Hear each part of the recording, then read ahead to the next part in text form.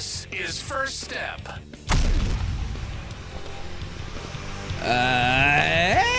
Hey, how's everyone going today? My name is Kevin. With me, as always, the Orlando's escaped Mickey impersonator, Javi Portal.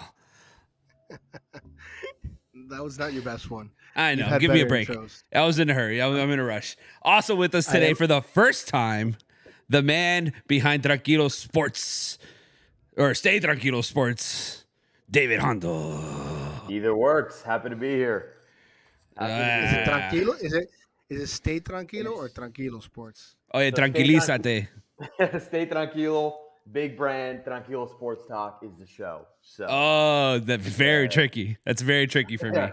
I'm too If you stupid don't for have those the type of things. I just want to clarify. Make sure we get it. Make sure we get it right. When you look it up, Have you on? look it up after you listen to this show, you look up Stay Tranquilo Network, Tranquilo Sports Talk Show. Yes. Right? Yes. You look up. That's Yeah, you can follow Stay Tranquilo on Instagram or Tranquilo Sports on Instagram. And I've got another plug. Download Underdog. Use code Tranquilo. Be a huge help. Ooh, underdogs. Yeah. Congrats on that, by the way. You guys got your That's first. a big time, buddy. That's big time. Thank you. Big Thank you. Yeah, sponsorship. All right, it's been awesome. No, it's amazing for you guys. Let's talk about things that aren't underdogs. I say we go straight in, talk about the one and only Florida Panthers. Get right into it. Love that. Dude, what an amazing 2 games.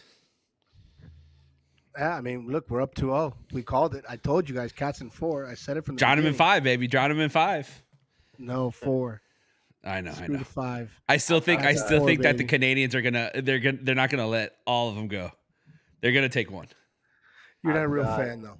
Yeah, I've got the Cats. Obviously, I've got a big future on the Cats, but I've also got a Cats in 4 ticket cooking right now. So I'm with. Oh, you're also just purely blind loyalty. Yeah. Oh, dude, are you kidding me? I was at the game What did last night. It was electric. So yeah, I'm this Cats run. It's been incredible. Oh, it's it. What you get that cats in 4 ticket? What were the odds on that? I'll tell you right now. I've got my future from before the season is plus 2,000. Oh, and then Wow. my Cats in 4 is plus 1,100. oh, nice, man. Yeah. So that'd be a nice cash. If we That's could a have nice more. little. That's a nice little cash out on the apps. Yeah. Honda's gonna be game 4. He's just gonna be shaking his phone. Do I cash out? Do I cash out? The answer is no. Never, dude. Hedging's for gardeners. Hedging's for Let's get into gardeners. the games. You guys want to go game by game? How do you guys feel? You want to go just one by one? See how Dude, we're feeling I mean, series? I'm just gonna say one thing. How you guys feeling? Any doubters at this point of the Florida Panthers, the best team in the NHL right now, they must be rolling in their grave because, I mean, they're taking on arguably the best player in the NHL in McDavid. They've shut him down. They've had they had 7? They had 13 shots on goal yesterday. Yeah. But it was like 18 or 19 at the end, but it was like but it was 7 seven shots from their forwards. Yeah, dude, That's it was what it was ridiculous, yesterday. dude. It was So ridiculous. I think this past game was complete domination on the Panthers' part. Like we absolutely came in and drummed them. Mhm. They got out to the quick 1-0 lead, but it was their first shot. So they had one shot, one goal, and then after that, like they barely shot the puck. We dominated the entire game yesterday. And if it continues like that, I'm not even kidding. I think the Cats in 4 is a real thing. I mean, look, we're going back to Edmonton now. Things are going to get very real. This is when it becomes a series. What's that the saying? No, it's not a series until somebody wins on the road. Right. So no one's done that yet. We're gonna have to see how we are gonna be there. I think the Edmonton crowd is gonna bring it. There's gonna be some serious home ice advantage there. Or at least that's what everyone's saying is gonna be the equalizer. I think it's all bullshit. I think this series is over. I think that game 1 was their best shot to steal a game. That was the worst you were gonna see the Panthers play, and we won 3-0. I mean, Bobby stole that one for us, Tell me dude. I'm He wrong. played I mean, incredible. look, Bobby.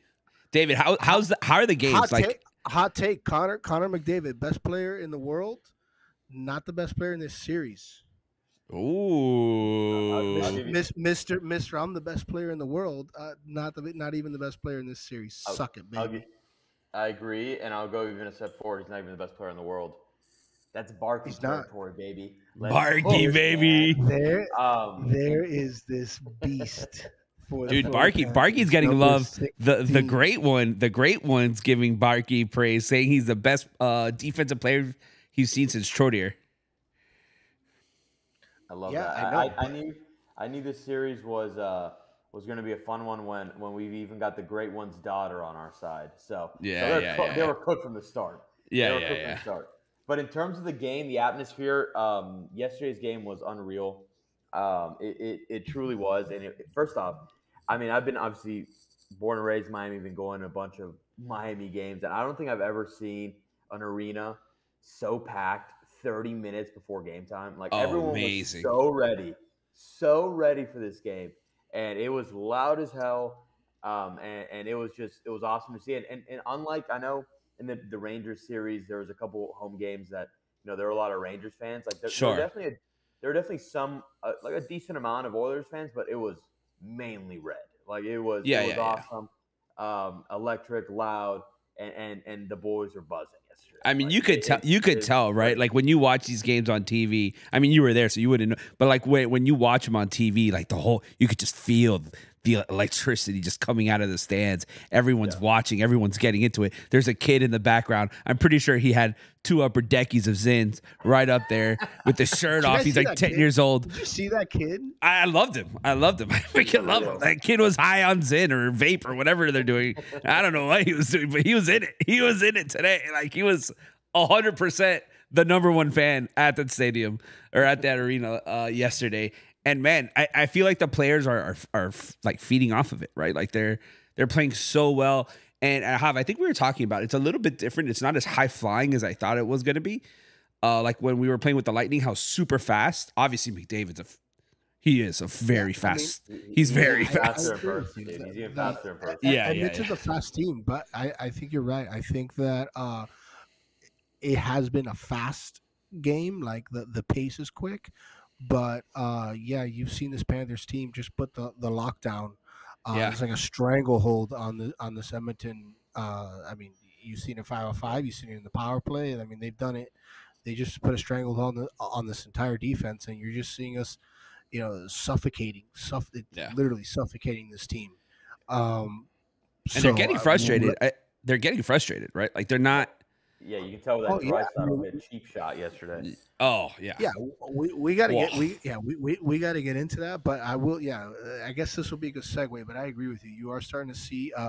Everyone's talked about how the Panthers have been have to keep their discipline, and some people have even said that they've been undisciplined, a little bit undisciplined in this series. They were undisciplined in Game 1. Game 2, they were very disciplined. This Panthers team is always going to take penalties. We're just that kind of team. Like we don't give a fuck. Like, we're aggressive bullies. Sometimes this team is literally like, we don't give a fuck. We're going to take this penalty because screw you. And we're just going to kill off this power play. Like we're gonna muck it up. I'm gonna cheap shot you. We'll take a penalty, roughing penalty. I don't care. We'll kill off this power play because our power play kill has been dominant. Right. And you've kind of you saw this. You saw that in Game 2. We had a couple penalties here and there, but we went out, took care of the penalty kill, and I don't know. I think you're starting to see this Edmonton team get frustrated. You're starting to see some cheap shots. You saw them at the end of this game. Granted, they're trying to set the tone for going back home. Mm-hmm. Get something going, get their guys going. Kind of not. Maybe get a spark. Maybe feel like they didn't get the total shit kicked out of them. They could win a couple fights or something. I don't know. But you saw some cheap shots, and then you had the Draisaitl hit. That was ugly, man. I can't believe. Did you guys see that they came out and said that they're not even going to suspend him? No fines, nothing. Nothing. I was super surprised that the NHL is letting that slide, man. I mean, it's about as textbook of a suspendable hit as it gets. You left your feet, contact to the head, fly. It was straight with an elbow.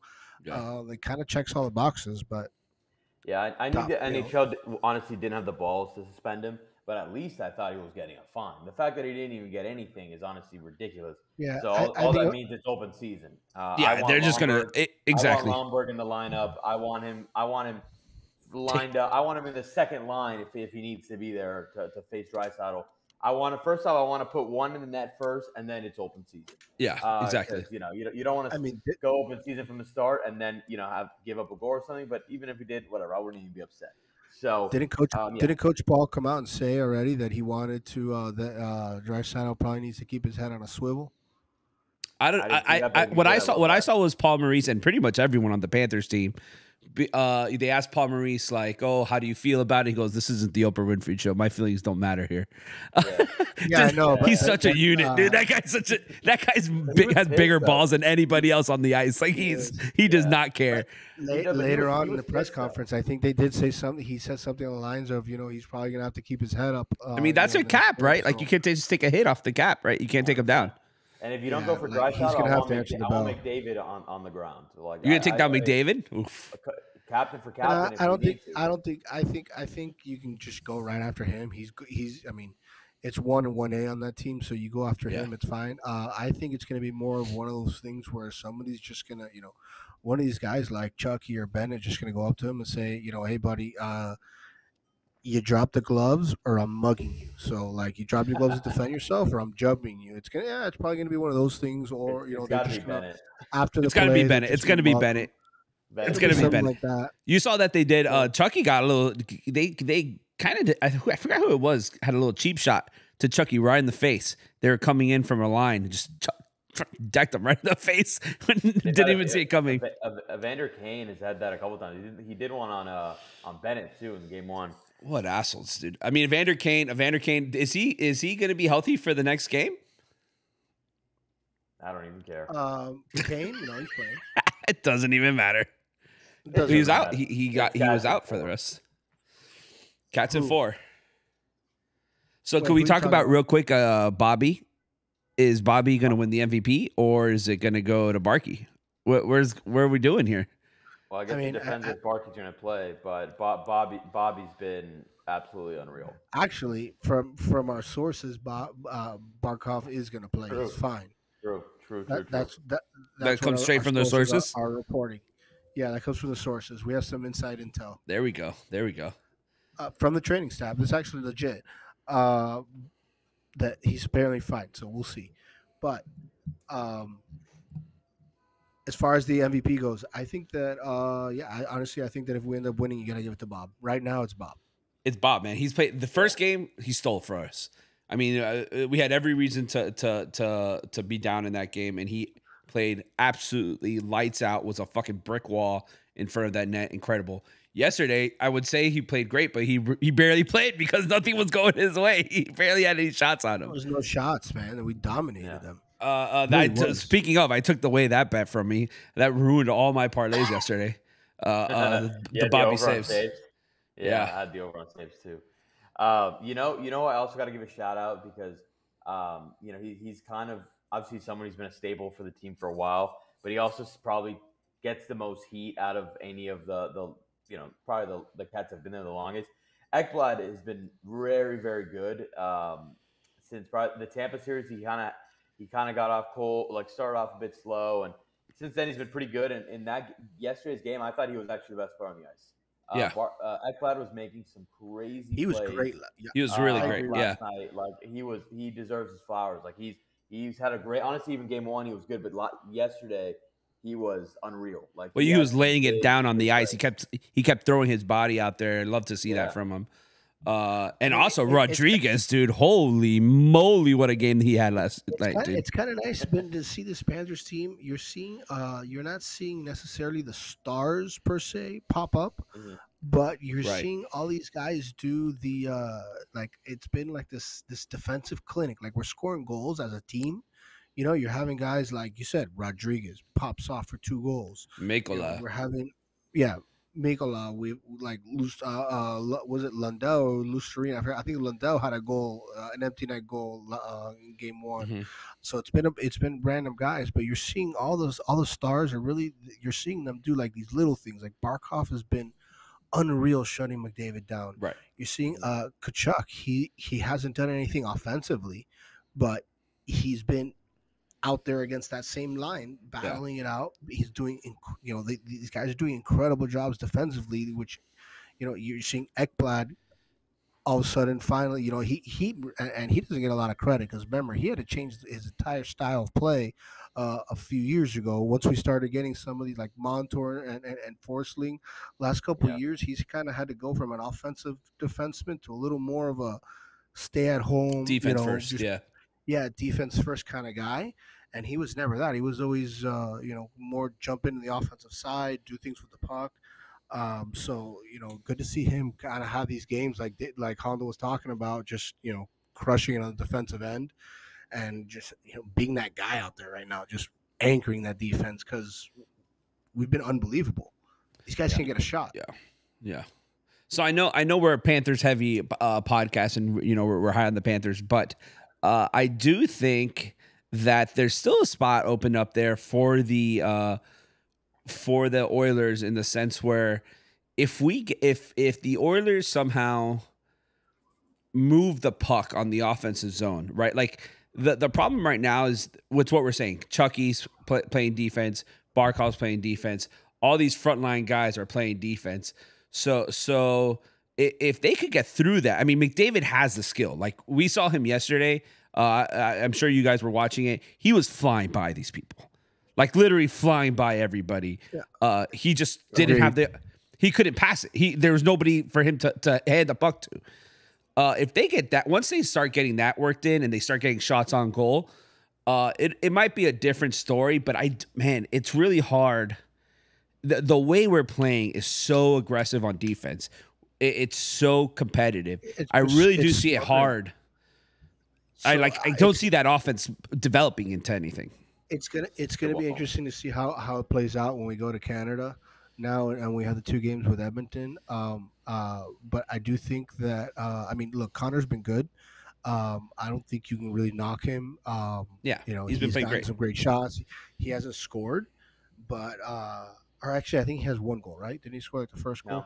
No, he hasn't scored at all. No, he hasn't scored. You're right. They've only scored 1 goal in the entire season. Him or Draisaitl don't have a goal. Yeah. Evan Rodriguez. Neither of them scored. He's been.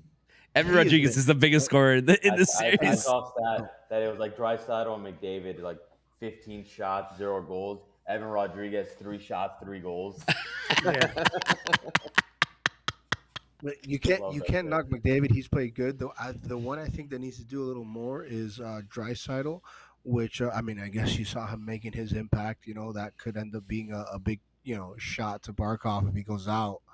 I guess that's him making an impact, but that's not usually the impact that he makes. He's usually a big time goal scorer, playmaker.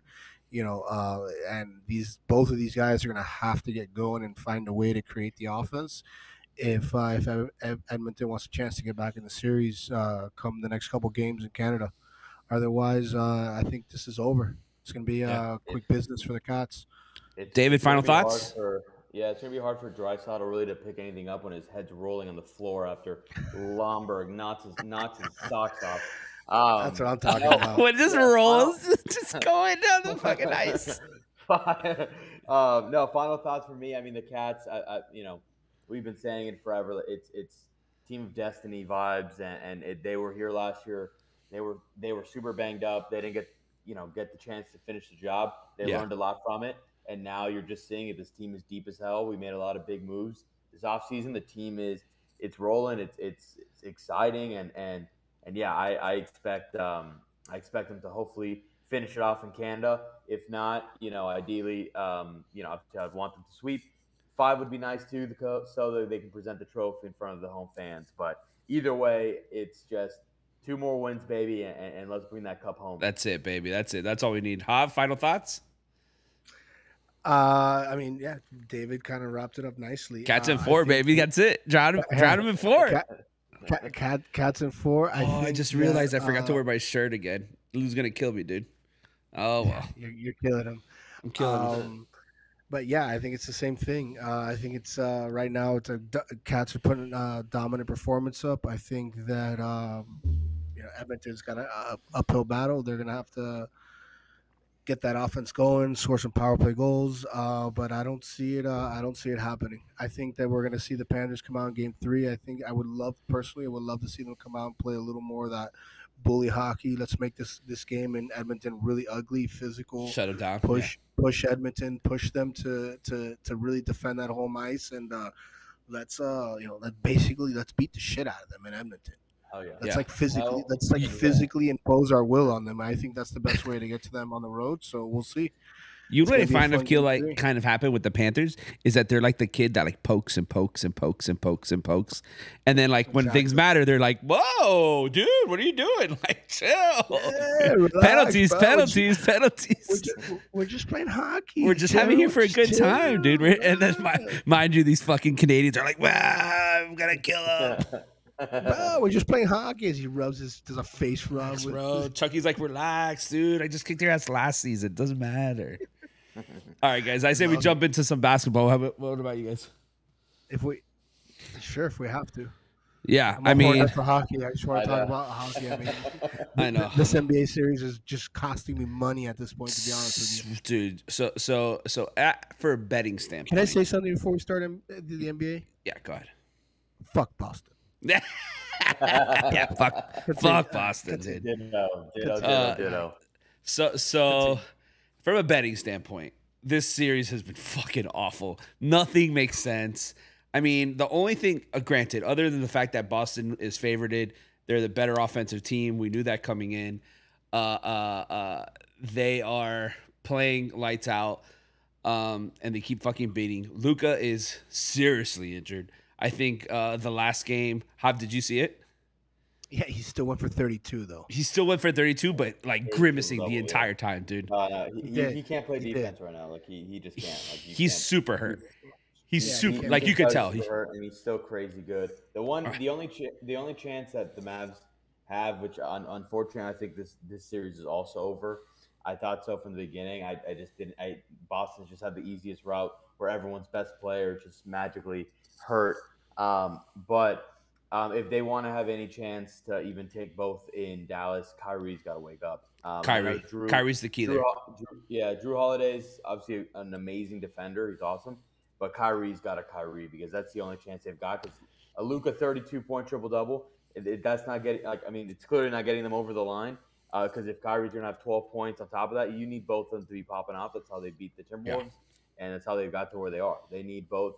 They need both guys to will that team. And Luka's doing his part. It's just Kyrie needs to really step it up. Yeah, I agree with you. I think Kyrie's the key for the Mavs. They don't really have anybody to compete other than Kyrie and Luka right now. I mean, Porzingis is out, right? That news came out earlier. That was going to be my question. Do you guys think that I was going to ask you guys both of that? Do you think now with the Porzingis news that they haven't said if he's out for sure, but they're making it sound like it's pretty serious that they say it's day to day or whatever. He's out, bro. I mean, we saw it. Yeah. Okay, so all right. I heard that he's out like for the rest of the series type thing. Yeah. I heard he might need surgery. Okay. Yeah. All right. So let's just go by. Let's just say he's out for the next 2 games. All right, or say he is out for the series. Do you guys think that changes this big time? Because he's been pretty good. No, yeah, he's been really good on defense and shutting down like PJ and all these guys. But here's the issue: nobody else is scoring for the Mavs. Like we've seen they're missing shots. It reminds me of when the Heat were playing Boston. Nobody's making shots. You can't win a game like that. I understand that, but having a 7-footer clogging up the lane in the middle on a team that loves to, with Kyrie and Luka who love to drive it in and get to the line and things like that. Like, dude, everyone knows that having a big guy clogging up the middle alters those shots. I mean, I don't know if Porzingis is having that much of a defensive impact. I haven't watched the games closely enough like that, just because first game was kind of a fucking ass whooping, so I changed it pretty quick. And then game 2, I only caught the second half, so I haven't been able to watch it. So you didn't see the first half of the last game. See, it was interesting to me. It was interesting the first half of the last game. What I saw where the Mavs were playing really well. Luka was on fire, and they were only up at like 6 points. It just showed Boston. And Boston was shooting like horrendously. Like, I don't think they're ever gonna have as bad a game as they did Boston that they did last game. Like they were not making anything. So to me, I was like, oh, this is what's scary because Luka's playing lights out. Boston's not playing that well, and they're only up by 6 or 7. And at that point, and you kept thinking that Dallas was going to turn the corner. Kyrie was going to come in, play in, throw in some 20 points, kind of take over the game, and he just didn't do it. Like, he's just not there. Drew Holiday's a beast. What a pickup that was from Boston to bring on Drew Holiday. I mean, that was such a, I'm not going to say sneaky move. It was a good move. It was just like a quiet. Cronin screwed us. The Blazers screwed us there. Full on shutdown defense, huh? That guy's crazy on defense. Drew Holiday? Oh yeah. He's playing. He's worth every cent they're paying that guy right now. He's playing great. I would argue if Jason Tatum wasn't Jason Tatum, right? And we're talking about like arguably the better Boston player there is now. I would say Drew Holiday is the MVP for Boston this series. I'd agree. He's actually, I agree. It's Drew Holiday, and if it's not Drew Holiday, if somebody on the Celtics, it'd be Jaylen Brown. Jaylen Brown. I've never seen a quote unquote superstar lay such a big ass egg because he's being carried this series. Yeah. Honestly, even the last series, it wasn't even that great. So, I would think Drew's probably the leading man right now. Honestly, at this point, they can probably still give it to Luka even if they lose because he's clearly the best player on the field. On the court. When was the last time that happened? They give the MVP to us. I don't think it's ever happened, to be honest. I'm sure it has. No, I think give it to Jordan. Just fucking kid. I don't think Jordan's not even in the NBA. Just give it to Jordan or something. Yeah. I wish we had a real NBA guy so we could find out if that's actually happened or not. We need a real NBA guy. We need a stat guy. Where's our stat guy, Hoff? Yeah. Where's our stat guy? The computer guy. We need the computer guy, man. I do think that the series has kind of just been. I think the Luka injury, Kyrie not showing up, Boston's just being Boston. It just makes it a boring series. Like I'm not excited about this series. Right, I would have been super pumped. I think Minnesota. It's a shame because I think Minnesota would have brought it to Boston. I really do think that they match up against Boston way better than Dallas does. Yeah, but they got smoked by. I mean, they didn't have any. I wish Denver would have made it. Oh, Denver would have been. Denver would have been great. But I mean, Denver lost in the fucking round too. They did awful. They did awful. All right. That being said, question: Game 3 tomorrow. What are the bets? I'm gonna go Mavs. I think I'm still taking Dallas. I think so. My bet for all these games has been Dallas. Spread, which lost and then push, and then Luka over points. What's his points at right now? It's probably going to be around 30, 31 and a half. Well, that's the thing. How hurt is Luka? Like, is he going to pop off? I mean, he was 31 and a half last game, and I hit it at 32. He hit 32 on the number, so I got a half a point. He's at 32 and a half. 30. See, now they jumped it up a little more at home, I guess. So, do you guys like Dallas without Porzingis? I mean, now they're at home, no Porzingis. I guess their next option will be Al Horford. I hate Al Horford, actually. The fact that Al Horford might get a ring disgusts me, actually. Why? Why do you hate him so much? I hate Al Nobody Horford. likes Al Horford. He's a loser. Not even Al Horford. His wife is annoying as hell on Twitter. Like, no, get out of here. His wife's annoying. His wife's annoying. He's annoying. Yeah. Fuck him. Yeah. I like that. Basically. I like that. No, I think you're right, Hob, though. I do like the Luka over at 32.5. I mean, that's high. You can do an alternate, though. It is high. I'm just saying that's been my bet for this whole thing. I think I'm going to go back to it. I just kind of want to know what you guys' takes were. If there was any other bets you liked for tomorrow's game. Before we go on to some real talk, I'm ready to get into the U.S. Open. I guess I'm down to get into the U.S. Open as well. I think my only play, I think Kyrie wakes up at home. I'll take the Kyrie over in points, whatever that is. Kyrie over's on point. Kyrie is at 23.5. I like that bet. I like that bet a lot. I like at minus 115. Almost even money. I'll take that bet. 30 was it 32.5 or 33.5 for Luka? 32.5 for Luka. That's a lot. That's a lot. That's a lot of points, bro. That's a lot of points. That's a lot of points on a bad leg. Now, don't get me wrong. Like, the theory is if the Mavs win, they're not winning without Luka dropping like 35. Oh God, yeah, he's got to dominate 100%. There's maybe, nobody else. PJ Washington thing. is at 14.5. Maybe you could give it to PJ Washington if he pop off some threes. Why, now that Porzingis isn't there, that actually might be a good one. PJ Washington over on points. Porzingis isn't playing. I do like that bet. He's at 14.5. That's good. I like that. That's another good one. So basically, we like a lot of the Dallas side again. We're such, because Boston's homers, and we're such a biased podcast. I hate Boston, man. I hate Boston. This podcast is a joke. This is a fucking joke of it. If you want expert advice, go somewhere else, baby. We here. We speak with our heart. We speak with our heart. Here, and nobody actually gives honest takes. It's just whatever your bias is. That's what we talk. That's Yeah, I mean, and if you think you're getting non-biased takes on the Tranquilo show either, you're mistaken. They're all biased as fuck, dude. Homers only, baby. That's the way I keep it. Homers only, dude. We should make shirts. Homers only. Homers only. I like that. Homers only, dude. I don't like. I mean, obviously you could do the. Oh, you know what's been killing me? These low-scoring games, man. I keep trying to go for over total points, and they keep fucking me. There's this defense is playing lights out. It's at 213 right now. I'm probably gonna go under because it's been under every fucking time. But you know that what's gonna happen? Yeah, it's gonna go over. It's gonna go over. Because Dallas has to win. So so Dallas has to win, and then the Celtics are gonna play lights out offense to make up for it. So you're right. It's gonna go over. All right, screw them. Let's jump in. Go ahead. Really quick before we get into deep dive into U.S. Open, just because I'm on the clock, I'm doing a 6-round fantasy draft. It's my last pick. Oh God. Give me your you guys got any fly? Just give me a couple random flyers. I need to pick like a random guy here as my last pick. Who's available? Yeah. We're dumpster diving here. Got to go way down on the board. I mean, how many people? Because I'm thinking a guy like Dustin Johnson is plus 10,000. No, these way down. Like I just picked lower than Scott. That. Yeah, as my second. So my team is right now. My team is Max Homa. My team is Homa Aberg. Homa Aberg. God, I don't even remember who the fuck I've picked in this. You got Ashke. Is Ashke lower than him? Yeah, you got to lower than him already.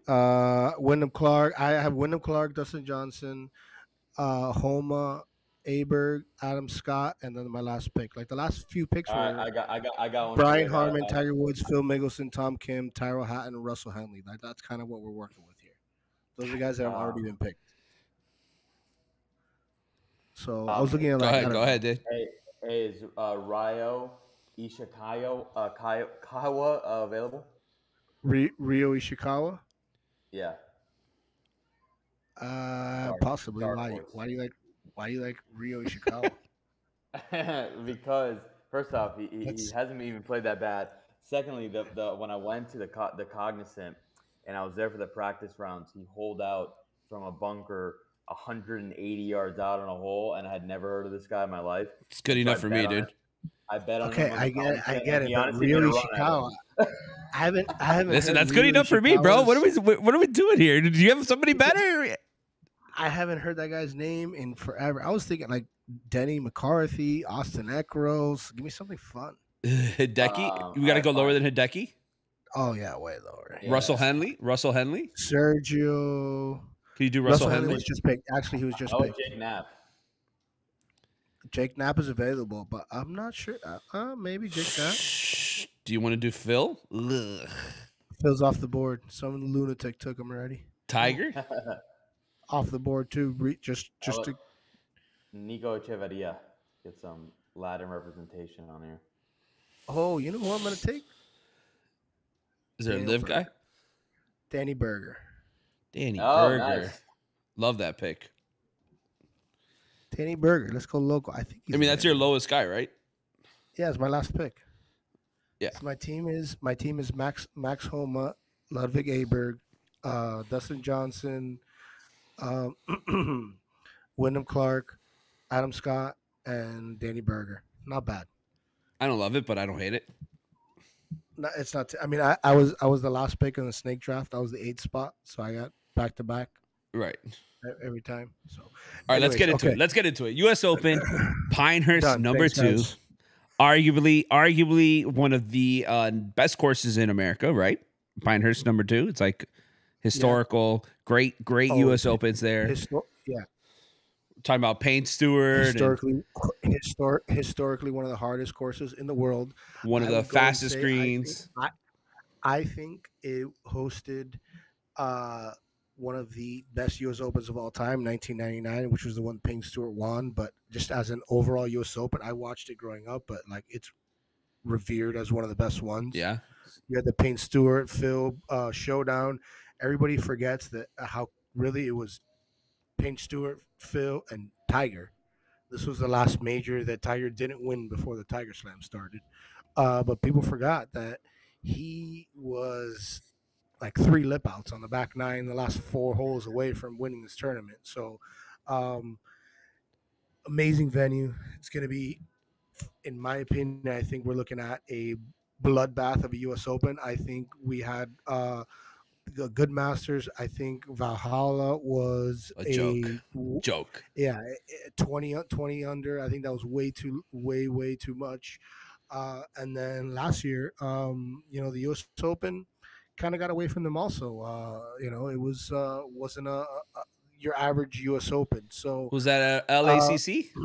Yeah, it was LACC. People didn't really like the setup, the venue. Remember that people were talking stuff about LACC as like a spectator course wasn't very good for them, and whatever. It was kind of a wonky U.S. Open. People weren't a fan of it. So I think we're due for a classic, good old fashioned USGA bloodbath. They're going to give us the a good old Pinehurst number 2 U.S. Open. Even par is going to be the winner. I think that we're going to get a lot of high numbers, and it's going to be an awesome week. Full disclaimer, though, just bet Scottie Scheffler. Yeah, that's the key to this podcast. Bet on that criminal in my life. I know. I can't wait. He's a felon. He's a felon. He's a felon, and wait until you hear. Hold on. So listen. I'm gonna let David listen before David starts. Before David starts with his bigotry and hatred of Scottie Scheffler. Unwarranted. Let it be known that in this podcast we admit that he is the most safe bet that you could possibly do in golf. Bet Scottie Scheffler just came off a win. People in the right direction. All right. He just comes off a Memorial win. Actually, honestly, one that Morikawa kind of let it slip away from him. Choked. Of course, I had a Morikawa ticket. Fucking Morikawa choked right at the end there. I hate this guy. I'll let you finish before I go on my rant of Scotty, the criminal Scheffler. No, by all means. I was just want to make a point. Like, if you want to bet somebody, if you have to bet a golf player and you don't know anything about golf, Scottie Scheffler. Even though it's not great odds, he's a good bet. David, we've just basically come to terms on this podcast because we talk about golf every week. We give everyone bets. None of them ever win because Scotty wins every bet. So we start every golf segment by just saying, full disclaimer, just bet Scottie Scheffler. And then we go on to talk about everybody else that ends up losing. It doesn't matter. Losing to Scotty. So, our goal is for second place. Our top here is second place. That's what we reach for. Yeah, I lost my Wi-Fi because there's this crazy storm happening. So the first thing I heard when I jumped back on this was the name of that criminal that I don't even like to say his real name. And what a move by him, right? Like, winning, he brings out his infant son after the win. I mean, that poor baby's roasting in the sun. I mean, this criminal cannot get away with things like this. I mean, this guy, he knows no end. He knows no end. And you know what I mean? Like I can't believe I can't believe they let him play on tour. He's not even 3 months old. The kid's probably not even vaccinated. Yeah, no, 100%. No, of course not. And no. And of course, what is he on airplanes already? Oh my God, this guy's 4 ears, dude. This baby's ears are going crazy. And so not only is he a felon and fights and beats up police officers, a deadbeat father. He's a deadbeat father, and you know what I mean? Like it's insane that they allow this man on tour week in and week out to be playing. And the worst case, like, I mean, I couldn't think if I was the PR guy for the PGA Tour, and this guy keeps winning. I mean, what are they doing? Like, and they want to complain about Liv, like, and they're like, oh, the Saudis decide they've got a bigger criminal on their own circuit. It's crazy. It is crazy to me that worse than the Saudis, Scottie Scheffler. Worse than the Saudis. Put it on a shirt. Scotty the Saudi. It's amazing. Oh my God. My favorite part. This is all, Kevin. This hatred is all just because I think like David lost like a couple bets against like the one time Scotty lost.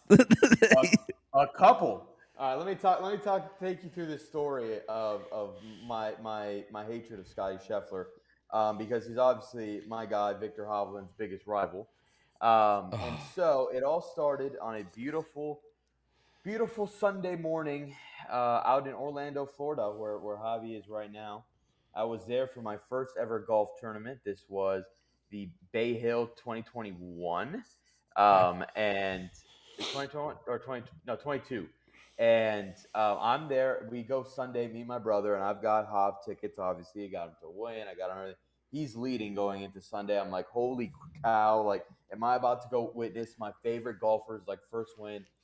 And you know who creeps up right behind him? Scottie Scheffler, and dude. It's what started that. Like, he goes, he wins the waste management, he wins the Dell, then he comes back, defeats me personally at the Arnold Palmer, and then I made it a personal vendetta, and then now my personal vendetta has turned into the greatest golfer of all time, and it's a hill that I just can't fall off of. Like, You've already died so many times on it.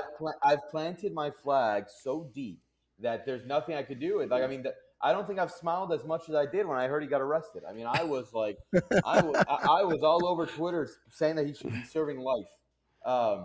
Meanwhile, I'm buying the dip. I'm buying the dip. You know, he's coming back. Yeah, but it's crazy because so that year, Scotty personally pummeled me to the ground. And then I got my revenge, though, because my boy Hav pummeled his ass in the FedEx Championship, came back from behind, had the craziest run. People forget FedEx champion Victor Hovland. And I had my last laugh. I was like, oh, my God, this is the tides are turning.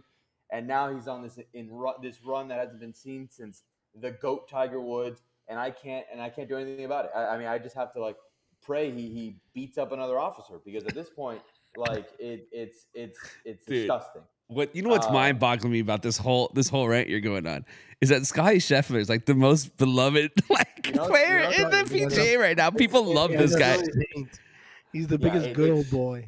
He's like a good boy. Everyone loves him. Like, it's so funny. Like, I've now, like, I make let's just say, I guess it's not technically my full-time job, but I make some crazy takes, and I don't think I've ever walked into a take of anti-Scottie Scheffler or anti. It's like essentially me if like LeBron James his rookie year, like I was just like, this guy sucks, and he turned into LeBron James, like, and there's nothing I can do about it. Like there's nothing. At this point, I just gotta hope that like the guy that I back beats him in one major, and he's cooked. Like from then on, like it's over. The Javi Slam starts this weekend, and it's the Javi Slam.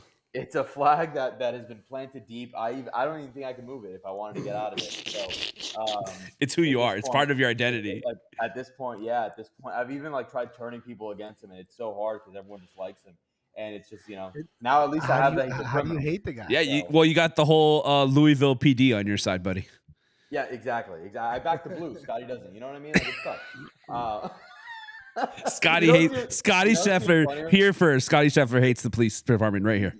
You know what's even funnier is that like in his press conference, he couldn't have been like, he's like, oh, this officer, it's just a crazy moment. I'm like, can you just slip up one time, dude? Like, can you not be so nice? Bro, my God, man. It's sickening. It's sickening. How much money has he taken from your pocket, dude?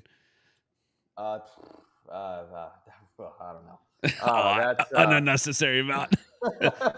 An unnecessary. I mean, this past weekend I was on Morikawa, boom, second place. At the Masters, at the Masters, I had first off, the PGA wasn't even Scotty, and of course, I had tickets on Hav and Bryson, both in second place. The Masters, I had Homa and Bryson, boom, there's Scotty. Like it's It's insane. Like it's actually insane. It's been a tough golf season. To say the I think it's personal, dude. I think you think he maybe. Do you think he watches the Tranquilo podcast and he's coming for me. I'm telling you, like I'm convinced he looks at the camera and winks at me after every game because that guy he knows. Hey, this is for my boy. This is for my boy Hondal. He winks at me and then he puts his son in danger. I mean, what do you want me to tell you? This guy. I mean, where does he get off? My favorite's the deadbeat father take. He's a deadbeat father. So with that being said, David, bet Scottie Scheffler win. Yeah. Off Scotty hate aside, so how you feeling? Give us your thoughts. We clearly know that you're not going to bet. Sorry, I got some exterior noise here. I know that you're not going to bet Scottie Scheffler. No. How you feeling about the U.S. Open this week? How you feeling about Pinehurst? Talk to us. I'm feeling great about Pinehurst. I'm feeling as great as I've felt every time Scotty's beaten me. But I'm excited because the course. I'm with you, Javi. I think it's going to be an absolute bloodbath. So it's going to be one of those things that I can see a winning score of like max maybe 3 to 5 under. Like I can see it even being low. I think that's way high. You think it's like a 2? You think it's like a 2? I think that's like the highest. I think yeah. But I'm excited. I think it's 2 under, even par. Yeah. Which obviously favors nobody more than Satan himself. But of course. But there's a few guys I like this week, and it's one of them is obviously on my shirt, Victor Hovland. Boy. In terms of course fits, it's great.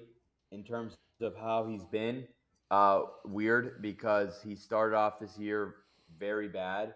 He changed the whole swing coach, but then he goes back to Mayo for the PGA. He posts a solo third, and then at the Memorial this weekend, he was tied for first at one point, and then he completely implodes on the back nine on Saturday. And so then it's like, all right. So then it's like, all right, I had a Hovland ticket also.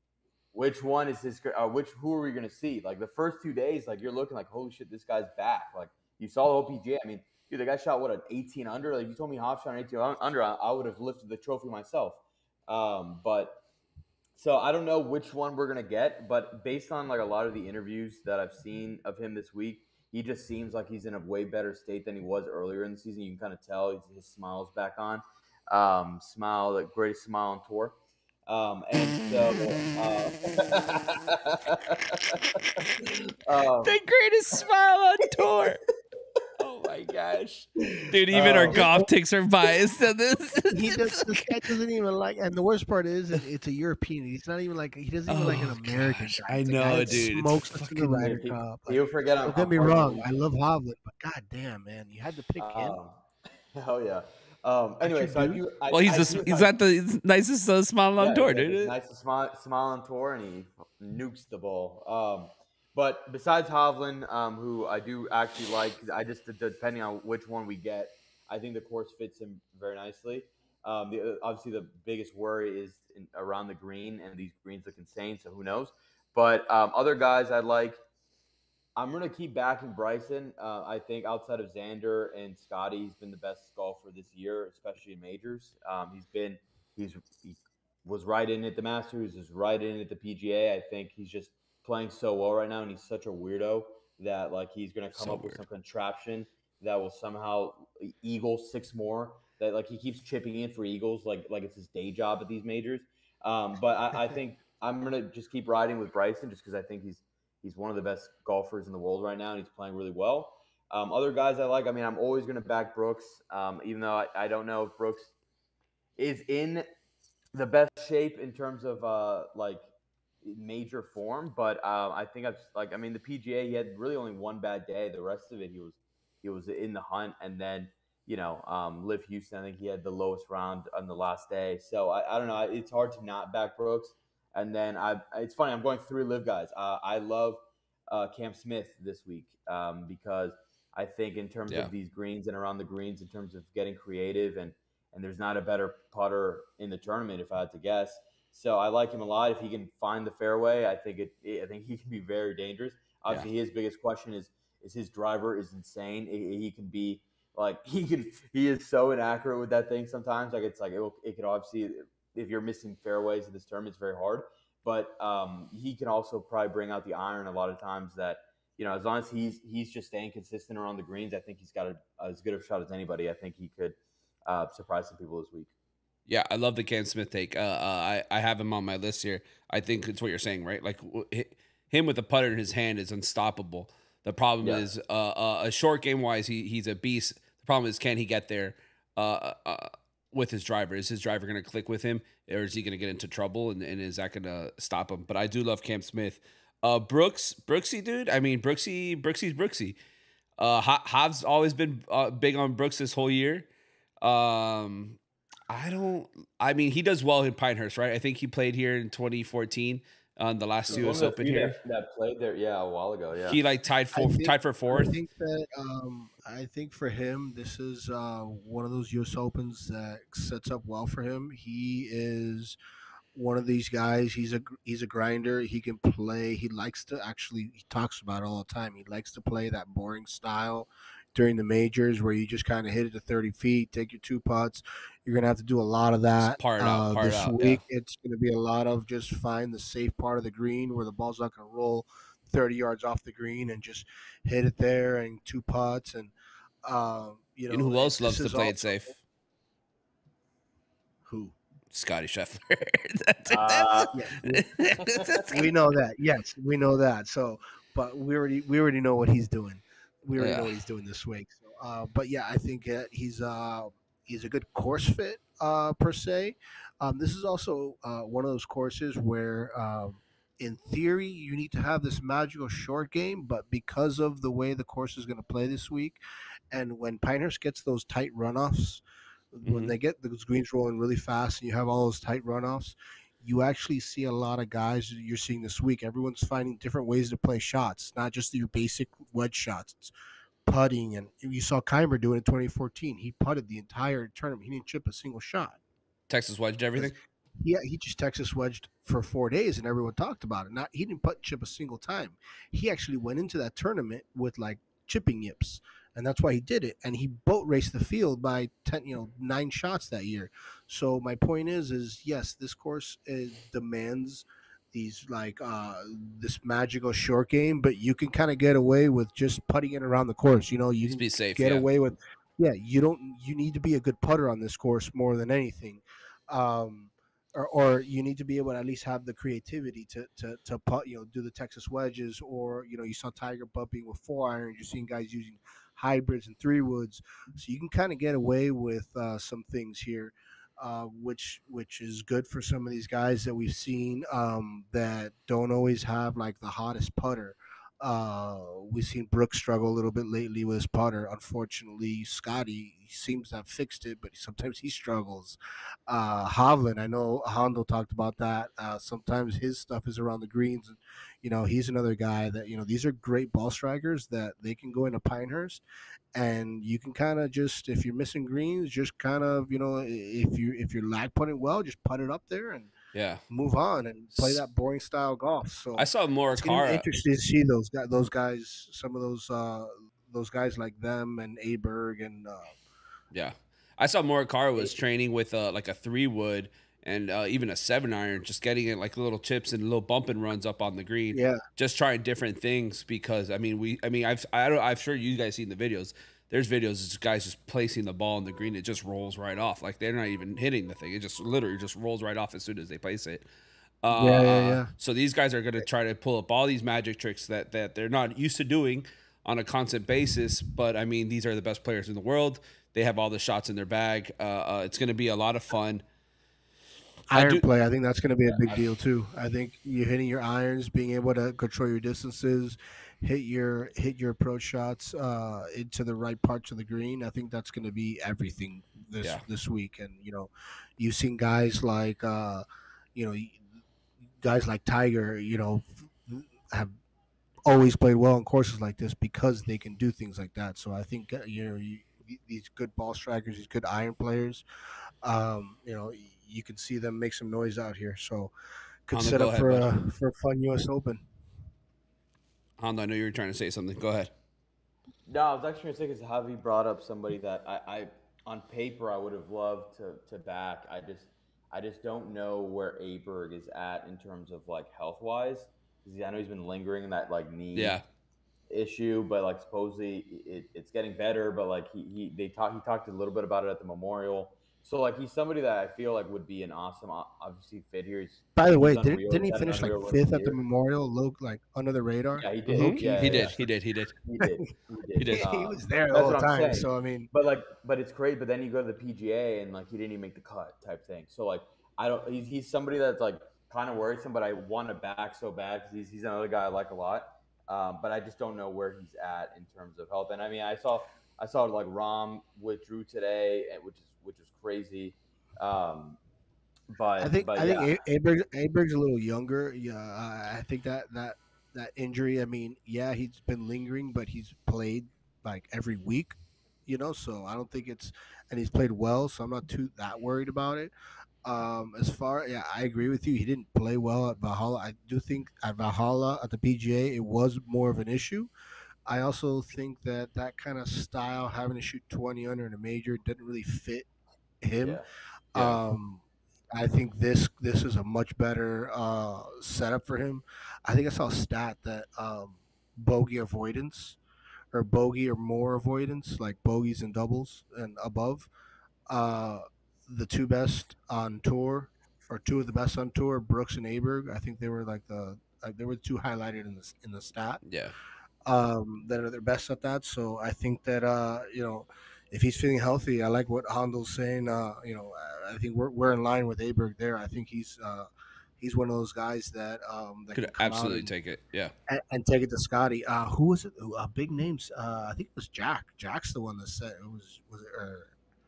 I forgot one of these. I forgot who it was. Might have been Jack or might have been Greg Norman actually. That said that Aberg's the one guy that he thinks that can take it to Scotty right now. Yeah, I mean, I've seen it. He plays great. Yeah, wouldn't surprise me. Yeah, I also, you know who? What else? What do you guys think about Xander this week? I mean, Xander. You can't right now. He's coming to the zone. You can't shy away from him. I think he's a good top 5 bet for sure. He outside pick of him to win. He's outside of Scotty, he's the second best player on tour this season. And just overall, I mean, he finally got like the elephant off his back winning the PGA. That's obviously something that's like Xander can't finish or can't close, whatever. And he finally did it at a major. So I think that's a huge boost for him. And, he played decent at Memorial and nothing crazy, but he's still like, I was watching him that first round and he's still like, he is so good. And I think he does have he's somebody that absolutely has what it takes to take it to Scotty. I just don't know if like, I think he could obviously win, but it's like, is Xander really going to go back-to-back major wins? Like, I don't know. It's like one of those things. Like, it's I don't know if he'll go back-to-back. Not even Scotty's been able to do that. Like, he's sexy on paper. Well, he's a criminal, Well, that's why. To me, Xander's just he's kind of sexy on paper right now. But I kind of like where Hondal's thinking. That's kind of how I think about bets sometimes. Sometimes you just have to be really practical about it and think like, look, the chances are like, do you see Xander as a guy that's going to win 2 majors in a row? And I think just that alone takes him off my betting sheet. I'm not going to I'm not going to have if all of a sudden he's in contention, I'll bet him live, but I'm not going to sit there and throw a future on Xander right now. I just, the only guy I'm betting to win back to back are Scotty or somebody I've seen him do before, Brooks, so he's done it before. I guess. So I think we just need to mention it, Jav, because me and you talk about this guy a lot. We say he has all the skills in the world, but he just doesn't get it together. But I think me and you discussed that we're never going to talk about this guy winning anything ever again. Is Jordan Spieth? He's so done. Great. He's done, right? That's a wash. 2017. This would be a solid pick in 2017. It's a great pick in 2017. Awful pick this year. What about JT? What do we think about JT for the Open? Top 10? Top 20? No. JT's going to miss the cut. Miss the cut. Not even going to make the cut. So if I have to pick any of these, that like crew, Ricky Fowler, JT, Ricky Fowler, Spieth, that kind of crew, I would say JT overall. JT. Yeah. So I kind of like. I mean, he has the ball striking, the iron play to do it on this course. His big question is his putting, but you've kind of seen that this course, that's not like you don't have to be the best putter in the world to really. I thought that was the whole thing for this course. You had to be the best putter in the world. Cam Smith, Payne Stewart. You don't have to be the best chipper in the world. Oh, chipper. Okay. Sorry, yeah. Gotcha. You don't have to be the best chipper. Like I guess chipper is more important. But like, look, to win a U.S. Open, you have to make putts. You have to make putts either way. But statistically, they're saying that this court, like, you don't have to be like the world's greatest putter to win out here. Has Tiger won at Pinehurst? No, surprisingly.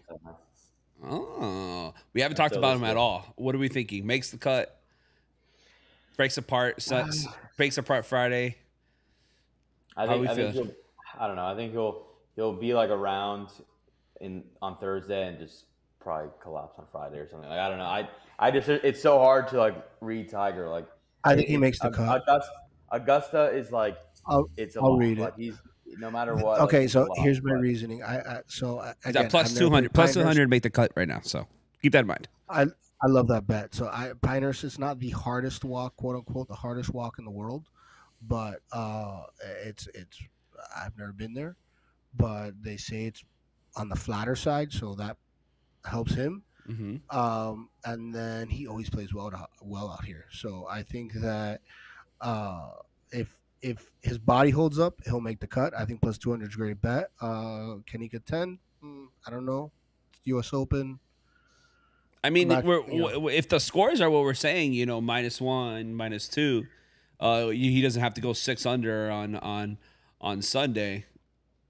But shooting even par out here is going to be like it's gonna feel like you shot 67. So Hav, you see me play golf a lot of times. Me going to Pinehurst number 2, playing from the back.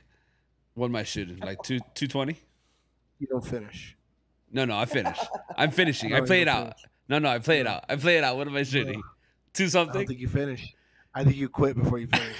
I pass out by the 8th hole. It's like, fuck it. I just think you say fuck it. Fuck it. Bring me the booze, lady. Look, this is what happens. So this is what everyone says at Pinehurst. Like, those short putts are crazy hard, right? But if you're a really good lag putter, that's why like you can get away with things if you're lag putting really well, you can get away with just like, you lag everything up there from off the green, or you hit it to like 30, 40 feet. You know how I know I'm not going to be good at it? Because I don't even know what the fuck lag putting is. Can you explain that to me?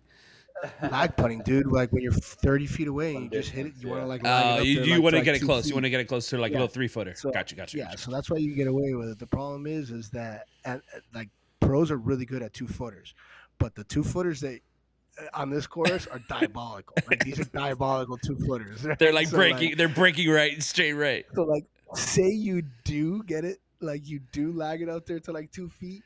I'm still not going to. I 3-putted for 2 feet. I 3-putted for 2 feet. And it's just going to go all the way back down to like 40 feet, 40 yards again. You're tipping all the way back up. Crazy. I'm telling you, bro, you won't finish. You won't finish out there. I'll finish, dude. At this point now, I'm going to make it a mission. We're going to get a Pinehurst number 2. David, you could come on. You could join us. Let's go. And then we'll go, and we'll see. Can Kevin finish? He's not going to break anything.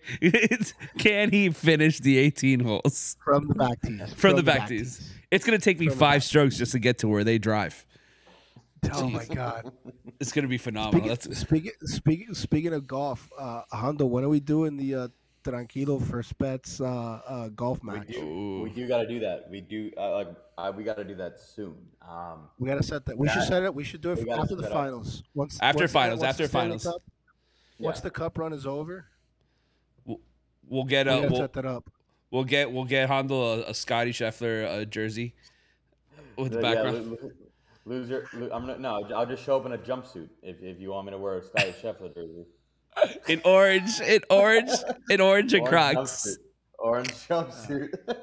Oh God.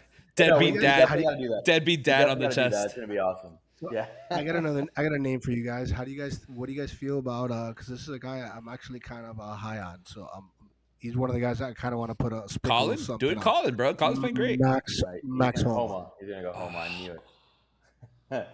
Dude, he's a great iron player. He loves grinding. He's showing form in majors.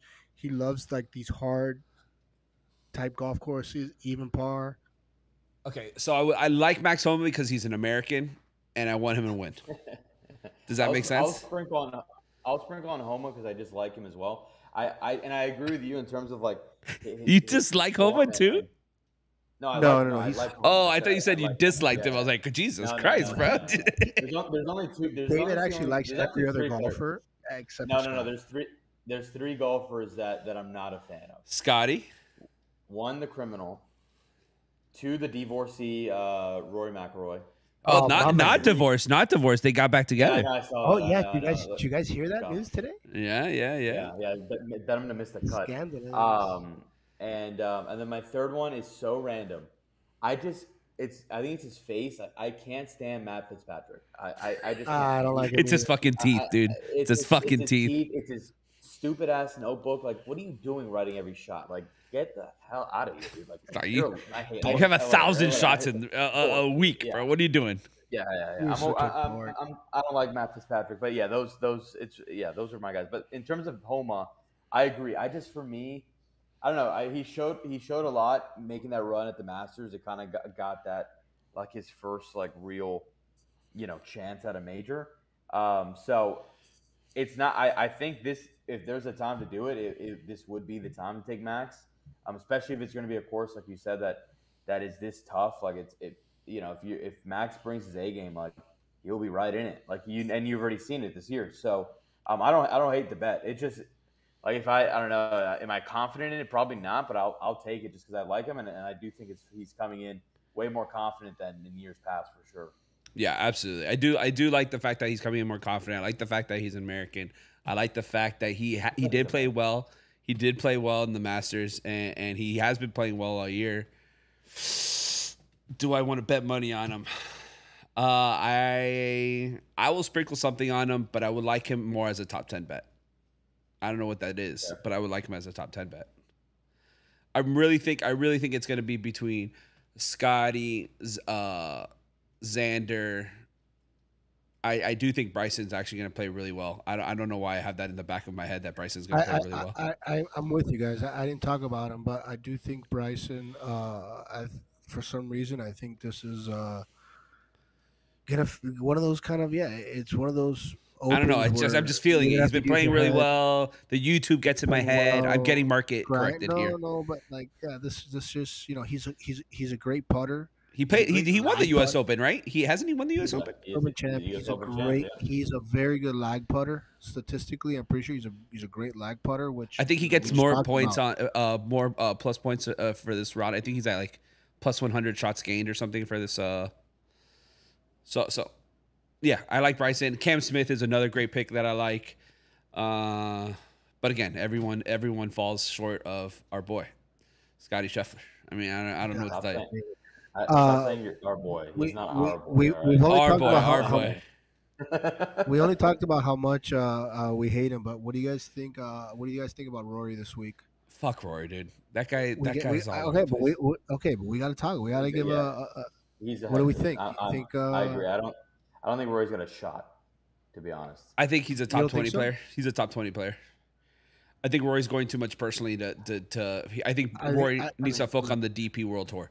I think that should be his tournament. He should go to the DP World Tour, become the Tiger Woods of DP World Tour, go undefeated. I think he backdoors a top 10 like usual, but he always does. Yeah, he's always in a backdoor, but he's never going to be in contention. I'm at the point already with Rory and majors that I'll see when I believe it. Exactly. If he could win one, absolutely, right? Like I won't take that away from him. He could absolutely win it. He has all the skill too. Is he going to? Probably not. Yeah. Tiger Woods talk. So we all said that he's gonna make the cut, maybe, except for Hondal. He thinks he's guys out. Well, listen, it wouldn't shock me if he does, but yeah, I mean, based on what I've seen, like, I don't know.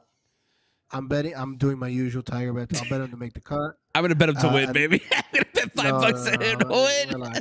Relax. I'll bet him to make the cut because plus 200 is pretty good. And then it's my favorite thing to do. I bet the over on birdies, total birdies. I love that. Love that. Oh, which reminds me, I saw earlier today. I wish I could pull it up. The groups. There's some really good groups to. I did not notice the groups. In the first couple rounds. Mm-hmm. And I think we're gonna get some really fun live betting, like total group birdies. So it's one of my favorite bets to do when I'm watching live golf. Yeah, what you do is you bet the total birdies for the group. They don't have them for every group, but for someone like if it's a featured group, they some of the books will give them to you, which is just total birdies for the entire group. Super fun bet. You got Xander, Rory. You got Xander, Rory, and Scheffler on the group, right? Yeah, and then holy moly, that's the first group. Yeah, I think there's another one. It's Bryson, Hav, and Homar together too. Oh my gosh! Bryson, Hav, and Homa. That's a great one too.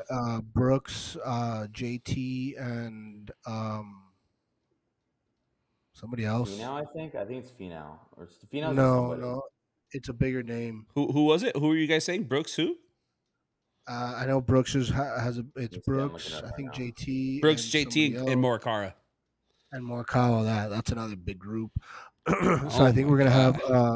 So my point is Thursday, Wednesday night, Thursday morning, Friday morning. Look out for those total birdie bets. They're super fun. Yeah, that's great a lot of fun. Yeah, because you're rooting for birdies the whole time. Like you're watching these groups. You're rooting for good golf, which is a fun thing to do. Anytime anyone makes a birdie, you're fired up, and then you can even bet individually. Like you bet the total group, and then you'll bet like whoever, Colin Morikawa over 4.5 birdies on top of that. Yeah, I also like betting multiple bets going in one group. Really I also like betting like the best player in the group, which is a lot of fun. Yeah, I like doing that too. Head to heads. Yeah, the head to heads. All right, guys. How do you guys feel? So I think the sum up of this podcast is Scottie Scheffler's a criminal bastard, deadbeat father, doesn't deserve to win, but probably will win. So make sure you bet him. Make sure you bet him. And then Panthers win. Panthers win in 4. Panthers are winning in 4. Celtics are blowing a 2-0 lead. Celtics. Right? I still think. I said it last time. Celtics in 6, Mavs in 7. Like I think that Mavs 7, game 7, Mavs are not going to lose that game, dude. They're not going to lose it. I love that. I'll go with that take. I can jump if they get there. If they get there, but I don't know. I don't think Boston sweeps them. I really don't. I hope not, man. I like good basketball. I like competitive. Oh, hold on before we sign off here? Caitlin Clark. I mean, what a storyline that she's not on the U.S. Olympics women's team. That's wild. That's wild. How much hate is there? Well, it's just wild. Like it's more of just in general of like why all these people, all the players that hate her, and like she's literally opened the doors for them to even like people even know their names. Like I love the TikTok. It was like a meme or something like they should let him fly commercial. Like Caitlin Clark is the reason why everyone's watching the WNBA right now. She is probably the most. She's the biggest name in basketball right now, including men's basketball. Like that's she's my huge. Whole thing.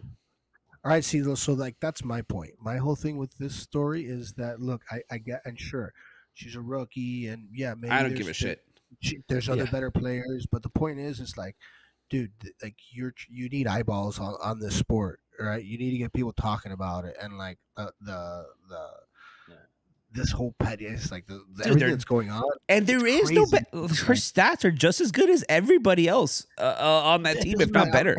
And I don't want to sit here and get into that because to me, like that's besides the point. The point, like, look, there may be people that have better stats, but at the end of the day, the reason why everybody watched Caitlin Clark, it's not because for any other reason other than she was shooting from the logo. Yeah. And that's why we were like, oh, this is fucking awesome. Why? Because that's what we watch. Like, that's what we watch in the NBA. Nobody watches like, dude, what's Angel Reese? She's great. She's a good basketball player, but the way she plays that just down low big man ball. bully ball kind of. It's like the Joker. Like the Joker's not fun to watch. Nobody wants to watch him. But what do we want to watch? Fucking good, yeah. But who do we love watching? We love watching Steph Curry shooting from the half court. Anthony Edwards, baby. Anthony Edwards shooting, like, that's what we like seeing. And then all of a sudden, what do we get? Caitlin Clark on the women's side. Oh, she literally everyone's got to check her out. She's doing what Steph Curry does, like shoots from half court. So we all start watching, and that's what we love. And then she's putting all these eyes on, and I don't understand it. I don't understand what U.S. women's basketball is thinking. Yeah.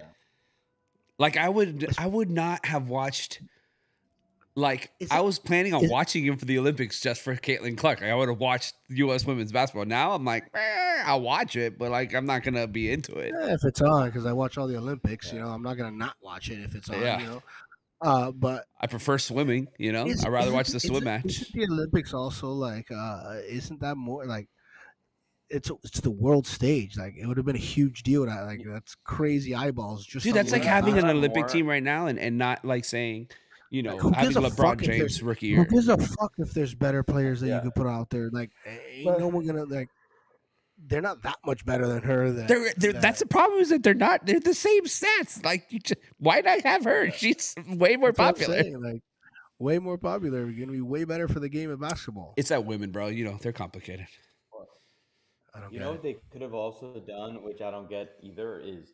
Because there's like the women's national team, but then there's also that new Olympics like 3-on-3 thing. That's right. The other this girl guy's in it. I don't know what her name is, but Brinks, and then the girl that's still in college. Why not just put her on that team too? Then at that point, just make it. She'd be probably an insane 3-on-3 player. Like that's an auto gold. Well, they were saying that she might have done that right out of. They were saying she should have done that out of college and get paid. I don't know how many millions. Like it was ridiculous. Because it would make too much. This would all make too much sense, and they can't do that. No. I know what you're saying. No. That was a thing, but I'm saying like in the Olympics, there is a 3-on-3. Like it's a new sport. In the Olympics. Okay. I didn't know that. Yeah. And like this girl's playing in it. The other from UConn, girl was like the tall blonde girl. Well, the girl from UConn. No, the girl from that was on LSU. Paige, whatever, and then Paige Buchers. Yeah, her, and then this other one, the Brinks, I think is her last name. She's on it, and like I would have just tossed Caitlin Clark on there too, but I think they were expecting her to be on the national team, so they didn't even put her on that team. It's a disaster. The whole thing is ass backwards, man. Like I mean, talk about dropping the ball with the bad PR, the handling of your own sport. Like you're finally. This just proves that like we should be in charge of every sports PR. I think we'd do a lot better job. Facts. You know what I'm saying? Scotty would be behind bars. Okay, everyone but Goff. Everyone but Hondal. Everyone but Hondal should be responsible for the golf PR. This Scotty, dude. I love this Scotty take. This is like Chucky Hoops Peyton Manning takes. Oh my God. Those are the best. Irrational hatred. Hatred.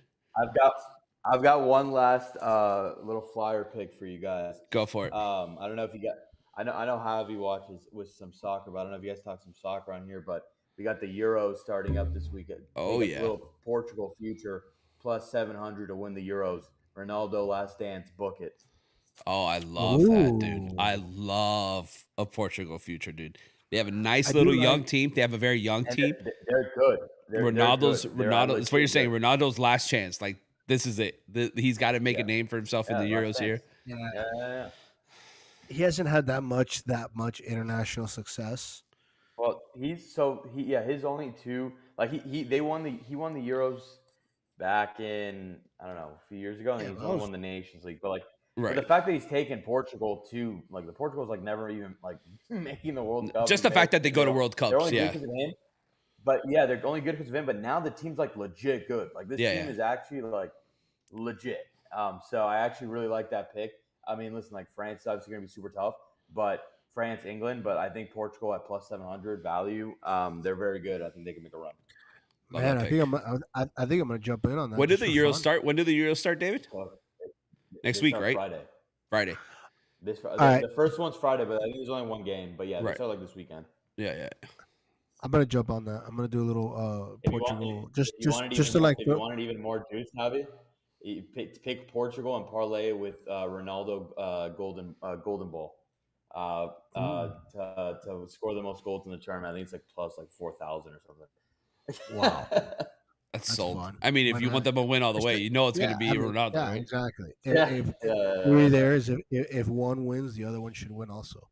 I kind of like that though, just to kind of have some skin in the game for the Euros. Man. I think if I pick anything other than Italy, my buddy, our one Italian listener is going to murder me. My father will be pissed if we're not going for Spain. Oh yeah. Yeah, well, there's nothing more than you love doing than disappointing your father. With that being said, father-in-law. I got one last thing. All right, so let's go around. What's everyone's one big bet for the U.S. Open? U.S. Open. One guy to win. Whoever. Who's your big bet this week? Go ahead, Hondal. Kev, Hondal, then Kev. If I could guess, Hondal is going to be Hovland, but. I mean, yeah, it's Hovland, but I've got whoever your most money is. Who's your most money going to be this week? It's a tie for me right now. I already got my picks in. I've got both. I got my highest unit numbers on Hav and Bryson. Those are my two guys, and then I've got smaller numbers on Cam and Brooks, and I might jump on home a little bit. But Hav and Bryson are who I'm backing. But I've got. Let me think. I've got a crazy one. I don't even know if you can even take this. I know you can just take hole in one by itself. You can. I want to take but I know you can take that. I want to take a Victor Hovland hole in one. Book that one. Ooh, that's it's probably gonna be like plus 30,000. But no, my two dogs I'm backing are Bryson Hav mainly. But I do like Cam Smith a lot this week. So, and he's in terms of like value, like juice. I've got him. I'll tell you right now. I got him at plus 5,400. So, yeah, he's in terms Cam Smith, of like that's great value. He's at plus 4,000 right now. Yeah, so that's my biggest like value pick for sure. But who I have the most money on, it's Hav and Bryson. I knew Hovland was going to be one. Just curious to see if it was another. All right, so Bryson. Oh, actually, sorry. I got one pick. This is my pick. Scotty to miss the cut. All right, next one. This fucking guy. That's literally money wasted. I'd rather just give you the money. Yeah. I'd rather just give you the money. Have you placed any bets yet? Are you going to place bets? No, I did. I did. I mean, obviously not a big shocker. I did Scottie Scheffler to win the whole thing. But I also have a top 5 on Bryson. I have a top 5 on Cam Smith. Nice. I have the not the hole in one, the make the cut for Tiger Woods at plus 200. But my biggest one, I think the biggest unit that I have is the Bryson. Are you gonna put more on a certain guy? I think you convinced me. I think I have some Hovland love right now, dude. I think I might put in some Hovland love. David, see, my issue with you guys is this is the United States Open. This trophy needs to stay in the United States. I'm not going to pick. I know, but Hovland's such a good pick, and he's got great value right now. And you know what? I think he's a great pick. I would love to bet Hovland this week. If it was any other tournament, I would. But it's the United States Open. I'm not picking a European. I will not give my money to a European. You got Maxi? You got Maxi? Out of the States. I do. So right now, my two bets, I haven't finished putting them, like, I only have, like, a unit on Homa, a unit on Brooks, and a unit on Scotty right now. I haven't figured out who I'm putting a big bet. That's kind of why I was asking. I want to see what the problem with Scotty is. I feel like you have to do like a 3 unit because since you don't get the odds, you have to cover like. So Scotty, I'm gonna end up juicing. Like I might do like Scotty to win the U.S. Open and the Panthers to win the Cup. Exactly, that's a great bet. Like a parlay it with something else. You know, parlay with Portugal, 2 guarantees. Portugal to win the Euros. Scotty, Portugal, and the Panthers. And Ronaldo, the Ballon d'Or. Yeah. We'll put Boston in there too. Fuck it. fuck it. No, dude. Ew, Boston to win? Gross, dude. I still like Mavs to win. I still like that bet. Fuck that, dude. I would never. This guy in this pod will never bet Boston to win. Yeah. Right now, man, I don't know. This US Open, I don't have like a big horse this time. You know. No, you're not brixing it. You're not brixing it this time. I mean, I have a unit on him. He broke your heart during the Masters. No, dude, it's hard to bet with Scotty in the field, dude. It's hard to bet any of these guys. So like whenever I've won big on Brooks, it's because like I'm like, fucking somebody's Brooks out. is gonna win this week. Like I don't know, something gut feeling, saw an interview, something. Or I'm just like, the dude's on fire, and that's just the dude I hammer, or the times I've hit big on Homa before, or anytime I hit big on a guy, it's because I pick him with conviction. Right. I haven't had that feeling. You know who someone I tried for the last two, and I was forcing it. Somebody I'm going to be checking out live is Willie Z. I'm going to be following him. Oh, we didn't talk about Willie Z. I don't know if I don't want to bet him up front. I'm going to bet him after round one, see how he's doing. If that putter's talking to him, I like play it, baby. Well, hey, like we said, the putter, it's if he's lag putting, it's great. The problem is I know what lag putting is now, so maybe. But that's the thing with Pinehurst. Like the reason why I was saying you can get away with something like putting is because from 30 feet, you can put it 2 feet from the hole, or you can put it off the green to 40 yards. I can't from wait. 8 feet, you could do the same thing. From 2 feet, you could do like putting it 40 yards off the green is always in play. So it doesn't fucking matter if you're 2 feet or 30 feet. I can't wait for a first step at Pinehurst. And we're just gonna be like, look, we're gonna be here all day, guys. Just open the course for us. Like it's gonna be a long day. Oh my god! All right, guys. Guys, thank you so much, David. Thank you guys so much. Make sure everyone check out David at the Tranquilo Sports Talk Show. David, where can they find you? Yeah, find us on Instagram, Twitter. You can find me personally. I'm Mr. Hondal321 on Twitter. David Hondal Instagram. Stay Tranquilo Instagram and Tranquilo Sports Instagram. Any of those should do. There it is. You can also find it underdog download. Use Tranquilo code. Thank you. Look at that. Hav, thank you so much for joining, guys. Make sure you stay safe, bet responsibly, and enjoy yourselves. Have a good one. Cats in 4. You've been listening to First Step. We told you we don't take this too seriously, didn't we? I'd say we've proven that. Yes, we love sports, and we love sports betting. But we like the funner side, not the stuffy side. We hope you had a blast like we did. If so, make sure to like, rate, and review. We'll be back soon. But in the meantime, find us on Instagram and TikTok at First Step Bets. See you next time on First Step.